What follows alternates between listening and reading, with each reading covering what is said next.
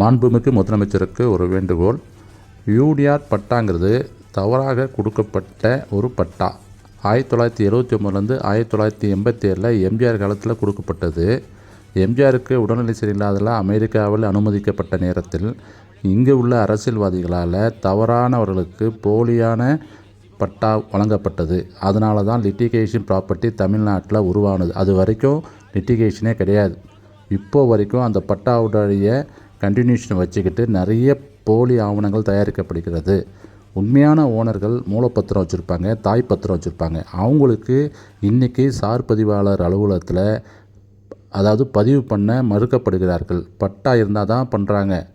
UTR பட்டா இன்னொருத்தன் பேரில் கொடுத்ததுனால உண்மையான மூலப்பத்திரம் வச்சுருவங்களுக்கும் தாய் பத்திரம் வச்சுருவங்களுக்கும் இன்றைக்கி பதிவு பண்ணுவது மறுக்கப்படுகிறது. தயவு செய்து இதையும் நீங்கள் பதிவு செய்ய அனுமதித்தால் சார் பதிவாளத்தில் பட்டா இல்லைனா கூட மூலப்பத்திரத்தை வச்சு நீங்கள் பதிவு பண்ணிக்கலான்னு நீங்கள் அதை அனுமதிச்சுன்னா பல பேருடைய நில உரிமையை திருப்பி மீட்க முடியும்.